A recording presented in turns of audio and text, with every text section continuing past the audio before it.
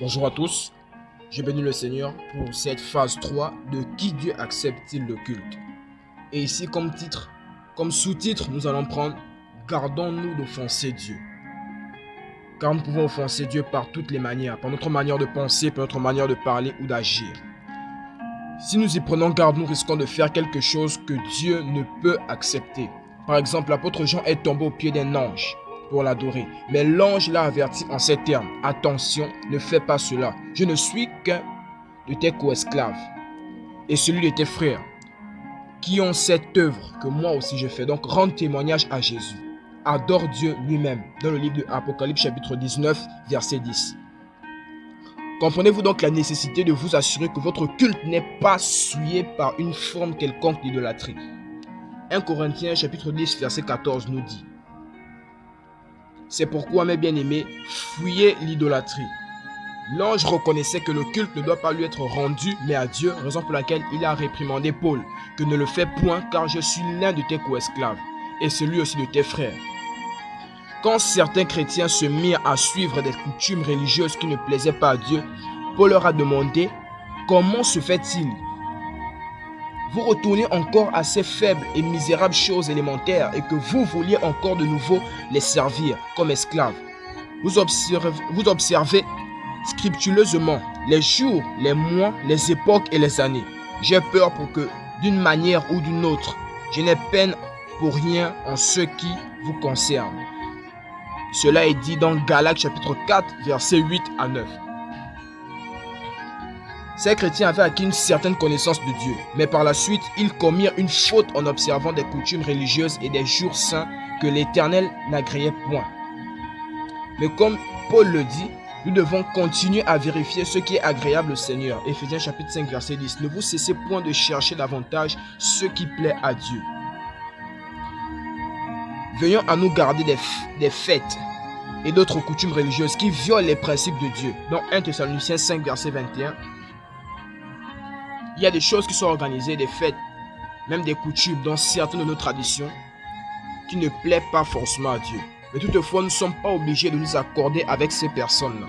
Par exemple, Jésus a dit à ses disciples: ils ne font pas partie du monde, comme moi, je ne fais pas partie du monde. Jean 17, verset 16. Votre religion comporte-t-elle des cérémonies et des fêtes qui violent le principe de la neutralité quant aux affaires du monde? C'est de cela que Jésus a parlé avec ses disciples.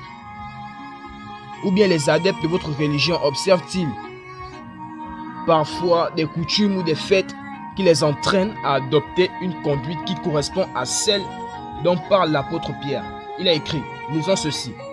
Dans 1 Pierre chapitre 4 verset 3, il est dit: pour vous en effet c'est assez d'avoir dans le temps qui s'est écoulé accompli la volonté de Dieu, la volonté des nations autant pour moi, quand vous alliez dans les dégréments, les passions, les excès de vin, les orgies, les beuveries et les idolâtries criminelles. L'apôtre Jean a souligné la nécessité de se garder de toute pratique reflétant l'esprit du monde impie qui nous entoure. N'aimez ni le monde ni les choses qui sont dans le monde. Si quelqu'un aime le monde, l'amour du Père n'est point en lui, parce que tout ce qui est dans le monde, le désir de la chair, le désir des yeux et l'orgueil étalage de ses moyens d'existence ne vient pas du Père, mais vient du monde. De plus, le monde est en train de passer ainsi par un désir, mais celui qui fait la volonté de Dieu demeure pour toujours. 1 Jean 2, versets 15 à 17. Mais est-ce que vous avez noté que ceux qui font la volonté de Dieu demeureront pour toujours? Oui, ils resteront là pour toujours, ceux qui pratiquent uniquement la volonté de Dieu. En effet, si nous faisons la volonté de Dieu et si nous nous gardons des activités qui reflètent l'esprit du présent monde, nous pouvons espérer vivre éternellement. Nous devons nous conformer aux normes et les vœux de Dieu. Dieu désire avoir pour adorateurs des personnes qui se conforment à ces normes de morale élevée. Dans l'Antiquité, certains chrétiens de Corinthe pensaient à tort que Dieu tolérait une conduite immorale. La lecture de 1 Corinthiens chapitre 6 verset 9 à 10 nous montrera qu'ils se trompaient lourdement pour adorer le Dieu de la lumière, pour adorer le Dieu très haut, le Dieu de la lumière, ils agréent nos paroles et nos actions doivent lui plaire. Le culte que vous pratiquez vous permet-il d'y arriver? Est-ce que le culte que nous pratiquons, regardez dans Matthieu 15, verset 8, et Matthieu 23 aussi, verset 1 à 3. Notre comportement envers autrui devrait aussi refléter les normes divines. Jésus-Christ nous a encouragés à traiter les autres comme nous aimerions qu'ils nous traitent, car cela fait partie du vrai culte. Matthieu 7, verset 12. Remarquez aussi ce qu'il a dit à propos de l'affection fraternelle. Par là, tous sauront que vous êtes mes disciples, si vous avez l'amour entre vous. Ils ne sauront pas que vous êtes les disciples de Dieu parce que vous êtes dans une grande église. Les gens ne sauront pas que vous êtes les disciples de Dieu parce que vous tenez la Bible dans vos mains. Les gens ne sauront pas que vous êtes disciples de Dieu parce que vous prêchez la parole ou parce que vous chantez, mais parce que vous allez vous aimer les uns les autres. Cela est la recommandation de Dieu. Aimez-vous les uns les autres.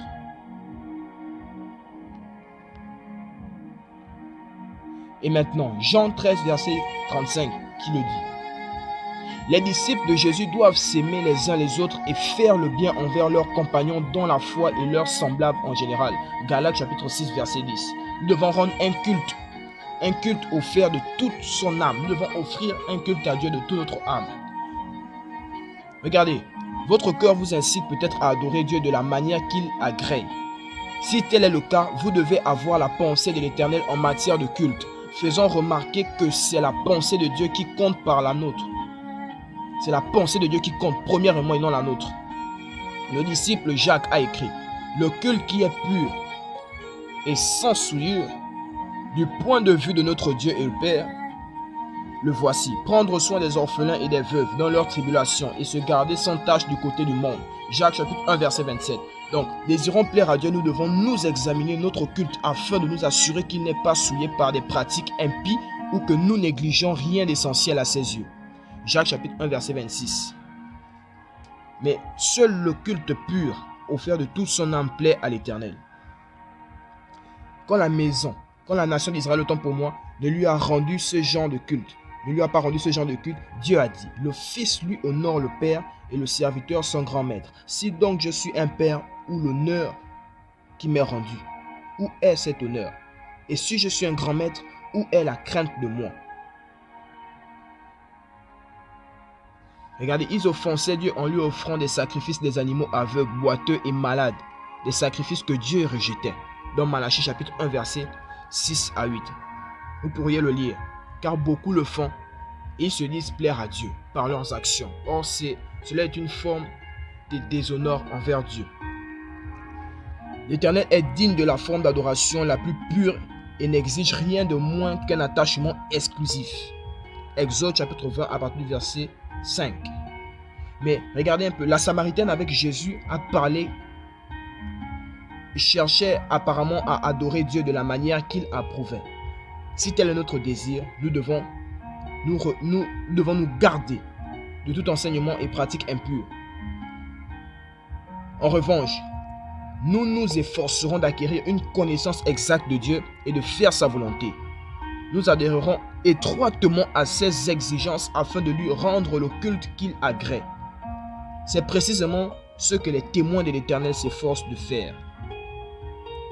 Et ils vous encouragent chaleureusement à vous joindre à eux pour adorer Dieu avec l'esprit et la vérité, selon Jean 4, verset 24, qui nous le dit. Jésus a dit: le Père cherche des hommes de ce genre pour l'adorer. Donc, au verset 23, nous espérons que vous êtes de ce genre de personnes. À l'instar de la Samaritaine, vous aimeriez sans aucun doute vivre éternellement. Cependant, vous constatez que les gens vieillissent et meurent. Aujourd'hui encore, de nos jours, il y a des gens qui vieillissent encore et meurent. Pas parce que nous restons là, c'est pas parce que nous sommes parfaits. Mais nous devons nous efforcer de rendre un culte agréable à Dieu. Peut-être de là où tu es, tu désires faire partie de ces personnes qui adorent Dieu en esprit et en vérité. Juste de là où tu es, tu peux mettre la main sur ton cœur et je vais prier. Père, tu peux répéter après moi: Père, je prie que tu fasses de moi cet adorateur, cette adoratrice qui t'honore, pas du bout des lèvres, mais en esprit et en vérité, selon ta parole dans le livre de Jean, chapitre 4, verset 24, dans le nom de Jésus-Christ. Enlève en moi toute forme d'idolâtrie qui n'est pas de toi et permets-moi de te donner l'honneur qui t'est dû au nom de Jésus-Christ. Amen. Que Dieu vous bénisse.